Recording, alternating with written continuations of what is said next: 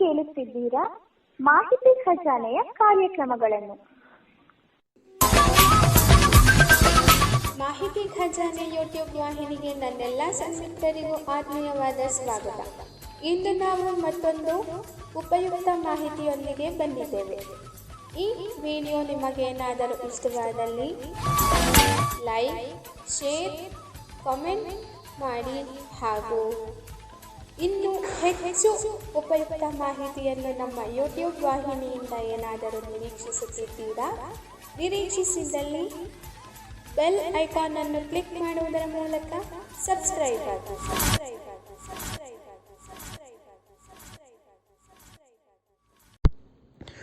ನಮಸ್ಕಾರ ಸ್ನೇಹಿತರೆ, ವಿವಿಧ ಗೀತೆಗಳ ಮಧುರ ಸಂಗಮಕ್ಕೆ ತಮ್ಮೆಲ್ಲರಿಗೂ ಸ್ವಾಗತ. ನಾವು ಕೆಲವು ತಿಂಗಳ ಹಿಂದೆ ಒಂದು ವಿಶೇಷ ಕಾರ್ಯಕ್ರಮವನ್ನು ಪ್ರಾರಂಭ ಮಾಡಿದ್ವಿ.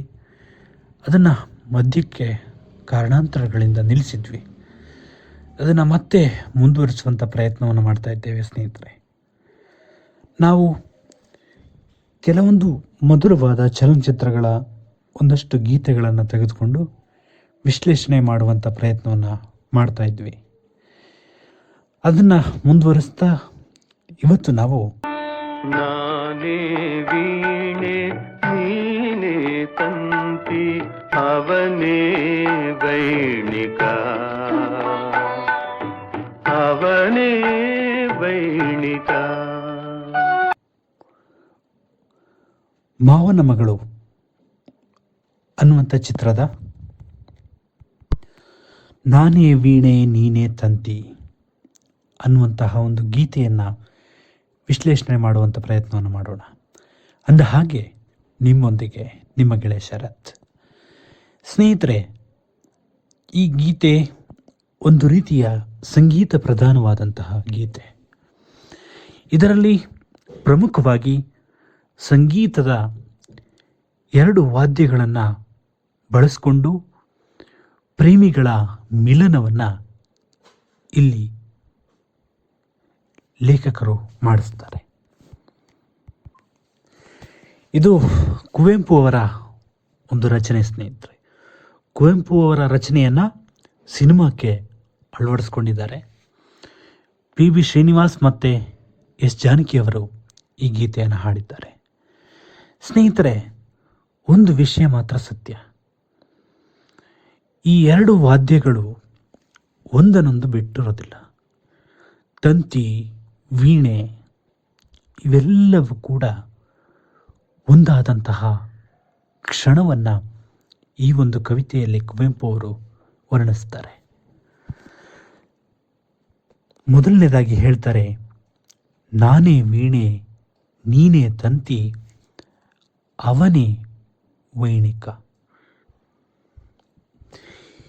ಈ ವೀಣೆಯನ್ನು ನುಡಿಸುವಂಥವನನ್ನು ಇಲ್ಲಿ ಪ್ರಮುಖವಾಗಿ ಕವಿ ಗುರುತಿಸ್ತಾರೆ. ವೀಣೆ ನುಡಿಸುವವನು ಸರಿಯಾದ ಕ್ರಮದಲ್ಲಿ ಅವನು ಸಂಗೀತವನ್ನು ತಿಳಿದುಕೊಂಡು ಸಂಗೀತದ ತಿಳುವಳಿಕೆಯನ್ನು ಮೂಡಿಸಿಕೊಂಡು ನುಡಿಸಿದಂಥ ಸಂದರ್ಭದಲ್ಲಿ ವೀಣೆಯಿಂದ ಅದ್ಭುತವಾದ ಸ್ವರ ಹೊಮ್ಮಲು ಸಾಧ್ಯವಾಗುತ್ತೆ. ಹಾಗಂತ ಹೇಳಿ ಸಂಗೀತ ತಿಳಿದೇ ಇದ್ದವರು ವೀಣಾವಾದನವನ್ನು ಕೇಳೋದಿಲ್ಲ ಅಂತ ಕೇಳಿದ್ರೆ ಖಂಡಿತವಾಗ್ಲೂ ಕೇಳ್ತಾರೆ. ಈ ವೀಣೆಯ ವಾದನ ಎಂಥವರನ್ನೂ ಕೂಡ ತಲ್ಲೀನರನ್ನಾಗಿಸುತ್ತೆ. ಅಂತಹ ಅದ್ಭುತವಾದ ಒಂದು ವಾದ್ಯ ಅಂದರೆ ಅದು ವೀಣೆ. ವೀಣೆಯಲ್ಲಿ ಅನೇಕ ರೀತಿಯಂತಹ ಹಾಡುಗಳು, ಜನಪದ ಸಂಗೀತ, ಭಾವಗೀತೆಗಳು, ಭಕ್ತಿಗೀತೆಗಳು, ಅಷ್ಟೇ ಅಲ್ಲದೆ ಚಲನಚಿತ್ರ ಗೀತೆಗಳಲ್ಲಿಯೂ ಕೂಡ ವೀಣೆಯನ್ನು ಬಳಸಿದ್ದಾರೆ. ವೀಣೆಯ ಒಂದು ಮಧುರ ಯಾನವನ್ನು ಕವಿ ಮುಖ್ಯವಾಗಿ ಇಲ್ಲಿ ವರ್ಣಿಸ್ತಾ ಪ್ರೇಮಿಗಳಿಗೆ ಇವೆರಡನ್ನೂ ಹೋಲಿಸ್ತಾರೆ. ಅಂತಹ ಒಂದು ಸನ್ನಿವೇಶ ಈ ಒಂದು ಗೀತೆಯಲ್ಲಿದೆ. ಆ ಸಿನಿಮಾದಲ್ಲಿ ಏನೇ ಇರ್ಬೋದು, ಆದರೆ ನಮ್ಮ ಭಾವನೆಗಳು ಪ್ರಮುಖವಾಗ್ತವೆ. ನಾವು ಈ ಗೀತೆಯನ್ನು ಕೇಳಿದಾಗ ನಮಗೇನು ಅನಿಸುತ್ತೆ ಅನ್ನೋದು ಇಲ್ಲಿ ಪ್ರಮುಖ ಅನಿಸುತ್ತೆ. ಮುಂದುವರೆದು ಚರಣದಲ್ಲಿ ಹೇಳ್ತಾರೆ, ಮಿಡಿದೆನೆನಲು ರಸದ ಹೊನಲು ಅಲ್ವಾ. ಆ ಒಂದು ಮಿಡಿತ, ಆ ಒಂದು ಹೊನಲು, ಆ ಒಂದು ನೆನಪುಗಳು, ವೀಣೆಯೊಂದಿಗಿನ ಆ ನೆನಪುಗಳ ಬಗ್ಗೆ ಕವಿ ಹೇಳ್ತಾ, ಪ್ರೇಮಿಗಳು ತಮ್ಮನ್ನು ತಾವು ಹೇಗೆ ಹೊಂದಾಣಿಕೆ ಮಾಡಿಕೊಂಡು ಬದುಕಬೇಕು, ಹಾಗೆ ಅವರ ಜೀವನದಲ್ಲಿ ಎಂಥ ಸಮಸ್ಯೆಗಳು ಬಂದರೂ ಕೂಡ ಹೇಗೆ ಮೆಟ್ಟಿ ನಿಲ್ಲಬೇಕು ಅನ್ನುವಂಥ ಪಾಠವನ್ನು ಇಲ್ಲಿ ಪ್ರಮುಖವಾಗಿ ಹೇಳ್ತಾರೆ. ಸ್ನೇಹಿತರೆ, ನಮ್ಮ ಜೀವನದಲ್ಲಿ ಅನೇಕ ಸವಾಲುಗಳು ಎದುರಾದರೂ ಕೂಡ ಅದನ್ನು ಮೆಟ್ಟಿ ನಿಲ್ಲುವಂಥ ಶಕ್ತಿ ನಮ್ಮೆಲ್ಲರಲ್ಲೂ ಇರಬೇಕಾಗತ್ತೆ. ಅಂಥ ಸನ್ನಿವೇಶಗಳಲ್ಲಿ ಎಂತಹ ಸಂಗೀತಗಾರನಿಗೂ ಕೂಡ ಭಾವನೆಗಳು ಗರಿಗೆದರ್ತವೆ. ಅಂಥ ಸಂದರ್ಭದಲ್ಲಿ ಈ ಒಂದು ಗೀತೆ ಮೂಡಿ ಬಂದಿರೋದು ವಿಶೇಷ ಅನಿಸುತ್ತೆ. ಮುಂದುವರೆದು ಹೇಳ್ತಾರೆ, ಬಿಂದು ಬಿಂದು ಸೇರೆ ತಿಂದು ನಾದರೂಪಕ ಅಲ್ವಾ. ಎಂತಹ ಅದ್ಭುತ ಸಾಲುಗಳು. ಒಂದು ಸಂಗೀತ ಅಂದ ತಕ್ಷಣ ಅಲ್ಲಿ ಎಲ್ಲ ಸ್ವರಗಳು ಸೇರಿ ಮಧುರವಾದ ಗಾನವನ್ನು ಹೊಮ್ಮಿಸ್ತವೆ. ಅದು ಸರಿ ಗ ಮ ಪದ ನಿ ಸ ಅನ್ನುವಂತಹ ಈ ಸ್ವರಗಳಲ್ಲಿಯೇ ಅಡಕವಾಗಿರ್ತವೆ. ಅಲ್ಲಿ ಪ್ರಮುಖವಾಗಿ ಈ ಬಿಂದುಗಳು, ಒಂದು ಮಳೆ ಬರ್ತಾ ಇದ್ದರೆ ಆ ಮಳೆಯ ಹನಿಗಳು ಹೇಗೆ ಉದುರ್ತಾವೋ ಹಾಗೆ ಈ ಒಂದು ಹಾಡು ತನ್ನದೇ ಆದ ವೈಶಿಷ್ಟ್ಯವನ್ನು ಉಳಿಸ್ಕೊಂಡಿದೆ. ಅದು ಹೊಮ್ಮಿಸುವಂತಹ ನಾದ ರೂಪಕವಾಗಿ ಇಡೀ ಮಾನವ ಕುಲವನ್ನೇ ಉದ್ಧಾರ ಮಾಡ್ತಾ ಇದೆ ಅಂದರೆ ತಪ್ಪಾಗಲಾರದು. ಇಂತಹ ಹಳೆ ಸಿನಿಮಾದ ಹಾಡುಗಳು ಇಂದಿಗೂ ಕೂಡ ಜನರ ಮನಸ್ಸನ್ನು ಗೆಲ್ತಾ ಇದೆ. ಇನ್ನೂ ಅನೇಕ ರೀತಿಯ ಹಾಡುಗಳು ಒಬ್ಬ ವ್ಯಕ್ತಿಯ ಮನಸ್ಸಿಗೆ ನಾಟಿ ಮಧುರವಾದ ನೆನಪುಗಳನ್ನು ಅವನಿಗೆ ತರುತ್ತವೆ. ಮುಂದುವರೆದು ಹೇಳ್ತಾರೆ, ಭುವನವೆಲ್ಲ ಕವಿಯ ಸೊಲ್ಲ ಅಲ್ವಾ ಸ್ನೇಹಿತರೆ. ಈ ಆಕಾಶ, ಭೂಮಿ ಎಲ್ಲವೂ ಕೂಡ ಕವಿಗಳ ಒಂದು ಕವಿತೆಗಳ ಮೂಲಕ ರೂಪುಗೊಂಡಿದೆ ಅಂತ ಹೇಳಿದ್ರೆ ತಪ್ಪಾಗಲಾರದು. ನಾವು ಬೆಳಿಗ್ಗೆ ಎದ್ದರೆ ಯಾವುದೋ ಒಂದು ವಾರ್ತೆಗಳು ಅಥವಾ ಯಾವುದೋ ಒಂದು ಗೀತೆ ಪ್ರಸಾರ ಆಗ್ತಾ ಇದ್ದರೆ ಮಧ್ಯದಲ್ಲಿ ಕವಿಯ ನುಡಿಗಳು, ಕವಿಯ ಮಾತುಗಳು ಇವೆಲ್ಲವೂ ಕೂಡ ನಮ್ಮ ಕಿವಿಗೆ ಕೇಳಿಸ್ತಾ ಇರ್ತವೆ. ಅಂಥ ಸಂದರ್ಭದಲ್ಲಿ ಇನ್ನೂ ಅನೇಕ ವಚನಕಾರರ ಒಂದು ನೆನಪುಗಳು, ಹಾಗೆ ವಚನಕಾರರ ವಚನದ ಸಾಲುಗಳು ಹಾಗೆ ನಮ್ಮ ಮನಸ್ಸಿನಲ್ಲಿ ಗುಯಿಗುಡ್ತಾ ಇರ್ತವೆ. ಅಂಥ ಸಂದರ್ಭದಲ್ಲಿ ಅನೇಕ ಮಾತುಗಳು ಪ್ರೇಮಿಗಳ ಮಧ್ಯೆಯೂ ಕೂಡ ಸುಲಿದು ಹೋಗ್ತವೆ. ಅಂತಹ ಒಂದು ಸಂದರ್ಭ ಪ್ರೇಮಿಗಳು ಕವನಗಳ ಮೂಲಕ ಒಂದು ತಮ್ಮ ಭಾವನೆಗಳನ್ನು ಹೇಳಿಕೊಳ್ಳುವಂತಹ ಸನ್ನಿವೇಶ ಬಂದಾಗ ಕವಿಗಳ ಕವಿತೆಗಳನ್ನು ಬಳಸಿಕೊಂಡು ಅವರು ತಮ್ಮ ಮನಸ್ಸಿನ ಒಂದು ಭಾವನೆಗಳನ್ನು ಹೇಳಿಕೊಳ್ಳುವಂಥ ಸಂದರ್ಭವನ್ನು ನಾವಿಲ್ಲಿ ಊಹಿಸ್ಕೊಳ್ಬಹುದು. ಮುಂದುವರೆದು ಹೇಳ್ತಾರೆ, ಇವೆಲ್ಲವೂ ಕವಿಯ ಗಾನ ಅಂತ ಅಲ್ವಾ ಸ್ನೇಹಿತರೆ. ಕವಿ ಮನಸ್ಸು ಮಾಡಿದ್ರೆ ಏನು ಬೇಕಾದರೂ ಮಾಡ್ಬೋದು.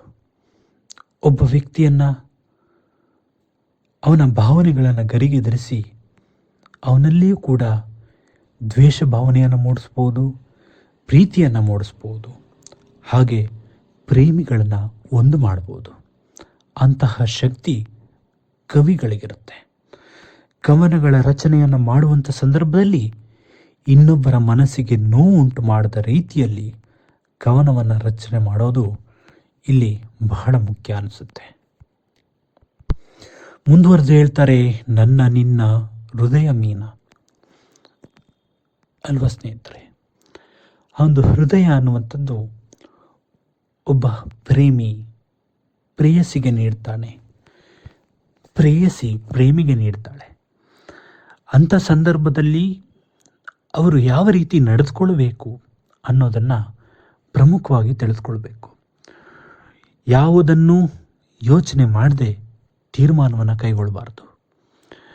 ಎಂಥದ್ದೇ ಸಮಸ್ಯೆ ಬಂದರೂ ಕೂಡ ಅವರು ತಮ್ಮ ಕಾಲ ಮೇಲೆ ತಾವು ನಿಂತ್ಕೊಂಡ ಮೇಲೆ ಈ ಪ್ರೇಮದ ಸುಳಿಗೆ ಸಿಲುಕಿದ್ರೆ ಯಾವುದೇ ಸಮಸ್ಯೆಗಳು ಬರೋದಿಲ್ಲ. ಜಾತಿಯನ್ನು ಮೀರಿದಂತಹ ಬಾಂಧವ್ಯ ನಿಮ್ಮದಾಗಬೇಕು.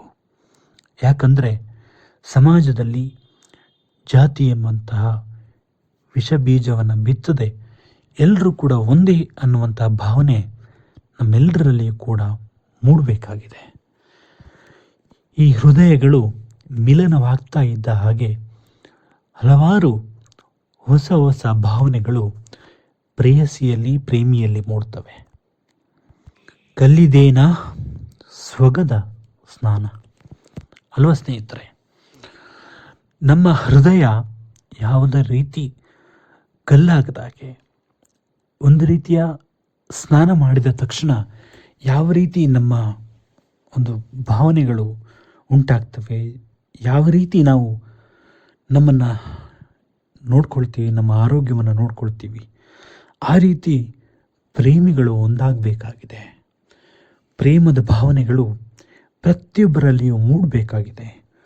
ಹೊಸ ಹೊಸ ಸನ್ನಿವೇಶಗಳು ಒಬ್ಬ ವ್ಯಕ್ತಿಯ ಮನಸ್ಸನ್ನು ಕುಕ್ಕದೆ ಆತ ಯಾವಾಗಲೂ ಕೂಡ ನಗನಗ್ತಾ ಇರುವ ಹಾಗೆ ನೋಡಿಕೊಳ್ಬೇಕಾಗಿದೆ. ಮುಂದುವರೆದು ಹೇಳ್ತಾರೆ, ಅಮೃತ ಪಾನ ಇವೆಲ್ಲವೂ ಕೂಡ ಒಂದು ರೀತಿಯ ಅಮೃತ ಪಾನವಾಗಿದೆ. ಅಮೃತ ಪಾನ ಅಲ್ವಾ ಸ್ನೇಹಿತರೆ? ನಮಗೇನೋ ನೋವಿರುತ್ತೆ, ಆ ನೋವನ್ನು ಇನ್ನೊಬ್ಬರ ಬಳಿ ಹೇಳಿಕೊಂಡಾಗ ಅವರು ಹೇಳುವಂತಹ ಸಾಂತ್ವನದ ನುಡಿಗಳು ನಮ್ಮೆಲ್ಲರ ಜೀವನದಲ್ಲಿಯೂ ಕೂಡ ಹೊಸ ಹೊಸ ಉತ್ಸಾಹವನ್ನು, ಏನೋ ಒಂದು ಕಲಿಬೇಕು, ಏನೋ ಒಂದು ಮಾಡಬೇಕು ಅನ್ನುವಂತಹ ವಿಶ್ವಾಸವನ್ನು ನಮ್ಮ ಜೀವನದಲ್ಲಿ ಮೂಡಿಸುತ್ತೆ. ಅಷ್ಟೇ ಅಲ್ಲದೆ ಪ್ರತಿಯೊಬ್ಬರು ಕೂಡ ಏನನ್ನಾದರೂ ಕಲಿಬೇಕು, ಅಷ್ಟೇ ಅಲ್ಲದೆ ಒಬ್ಬರನ್ನೊಬ್ಬರು ಅರಿತು ಬದುಕಬೇಕು ಅನ್ನೋವಂಥ ಆಸೆ ಮೂಡದೇ ಇರೋದು. ಇಂತಹ ಹಾಡುಗಳನ್ನ ಕೇಳ್ತಾ ಇದ್ದರೆ ನಾವು ಯಾರೇ ಆದರೂ ಕೂಡ ಯಾರಾದರೂ ಸಾಯಬೇಕು, ಆತ್ಮಹತ್ಯೆ ಮಾಡ್ಕೋಬೇಕು ಅಂತ ನಿರ್ಧಾರ ಮಾಡಿದವರು ಕೂಡ ಮತ್ತೆ ಹಿಂತಿರುಗಿ ಬರ್ತಾರೆ ಅನ್ನೋದರಲ್ಲಿ ಯಾವುದೇ ಸಂಶಯವಿಲ್ಲ. ಇದು ಕೂಡ ಒಂದು ರೀತಿಯ ದುಃಖದ ಸನ್ನಿವೇಶದಲ್ಲಿಯೇ ಮೂಡಿ ಬಂದಂತಹ ಹಾಡು. ಇದನ್ನು ಕೇಳ್ತಾ ಇದ್ದರೆ PB ಶ್ರೀನಿವಾಸ್ ಸರ್ ಹಾಗೆ ಎಚ್ ಜಾನಕಿ ಅಮ್ಮ ಒಂದು ರೀತಿಯ ಭಾವನಾತ್ಮಕವಾದ ಹಾಡು ಅಂತ ನನಗನ್ನಿಸ್ತಾ ಇದೆ. ಏನೇ ಆಗಲಿ ಸ್ನೇಹಿತರೆ, ಒಂದು ಜೀವನ ಅಂದ ತಕ್ಷಣ ಅನೇಕ ಸವಾಲುಗಳು, ಸಮಸ್ಯೆಗಳು ನಮಗೆ ಎದುರಾಗ್ತವೆ. ಅಂಥ ಸಂದರ್ಭದಲ್ಲಿ ಯಾವುದೇ ತಪ್ಪು ನಿರ್ಧಾರಗಳನ್ನು ತೆಗೆದುಕೊಳ್ಳದೆ ನಮ್ಮ ಜೀವನವನ್ನು ಮುಂದೆ ಸಾಗಿಸಿದಾಗ ಮಾತ್ರ ಒಬ್ಬ ವ್ಯಕ್ತಿ ಜೀವನದಲ್ಲಿ ಉತ್ತಮವಾದ ಸಂದರ್ಭದಲ್ಲಿ ಬದುಕುಳಿಯೋದಕ್ಕೆ ಸಾಧ್ಯವಾಗುತ್ತೆ. ಈ ಗೀತೆಯ ಸಾರಾಂಶ ಇಷ್ಟೇ: ಒಬ್ಬ ವ್ಯಕ್ತಿ ತನಗೆ ಬೇಕಾದದ್ದನ್ನು ಪಡಿಬೇಕು ಅಂದರೆ ಏನೇ ಸಮಸ್ಯೆ ಬಂದರೂ ಕೂಡ ಅದನ್ನು ಎದುರಿಸಿ ನಿಲ್ಲಬೇಕು. ಹಾಗೆ ವಿಶೇಷವಾಗಿ ತಂತಿ ಮತ್ತು ವೀಣೆಯನ್ನು ಬಳಸಿಕೊಂಡು ಒಂದು ಅದ್ಭುತವಾದ ಸಾಹಿತ್ಯವನ್ನು ಸೃಷ್ಟಿ ಮಾಡಿದಂತಹ ಕುವೆಂಪು ಅವರಿಗೆ ಹೃದಯಪೂರ್ವಕ ಪ್ರಣಾಮಗಳು. ಸ್ನೇಹಿತರೆ, ಈ ಗೀತೆಯನ್ನು ಕೇಳ್ತಾ ಹೋದಂತೆ ನಮ್ಮೆಲ್ಲರ ಜೀವನದಲ್ಲಿಯೂ ಕೂಡ ಇಂತಹ ಅನೇಕ ಸಮಸ್ಯೆಗಳು ಬಂದಿರ್ತವೆ. ಆ ಸಮಸ್ಯೆಗಳಿಗೆ ಸಂಗೀತವೇ ಔಷಧಿ ಅಂತ ಹೇಳಿದ್ರೆ ತಪ್ಪಾಗಲಾರ್ದು. ಯಾವುದೋ ಒಂದು ನಾದ ಕೇಳ್ತಾ ಇರ್ತೀವಿ, ಹಾಗೆ ಮೈ ಮರೆತು ಬಿಡ್ತೀವಿ. ಹಾಗೆ ನಮ್ಮ ಜೀವನವೂ ಅಷ್ಟೇ, ಮೈ ಮರೆತು ಕುಳಿತರೆ ಏನು ಸಾಧಿಸೋಕ್ಕಾಗಲ್ಲ. ಹಾಗಾಗಿ ಇಂತಹ ಅದ್ಭುತವಾದ ಸಾಹಿತ್ಯಗಳನ್ನು ಕೇಳ್ತಾ ನಾವು ಮುಂದೆ ಸಾಗಬೇಕಾಗಿದೆ. ಮತ್ತೆ ಮುಂದಿನ ಕಾರ್ಯಕ್ರಮದಲ್ಲಿ ಮತ್ತೊಂದು ಗೀತೆಯ ವಿಶ್ಲೇಷಣೆಯೊಂದಿಗೆ ಭೇಟಿಯಾಗ್ತೇನೆ ನಿಮ್ಮನ್ನು. ಮತ್ತೆ ಭೇಟಿಯಾಗೋಣ. ನಮಸ್ಕಾರ. Thank you.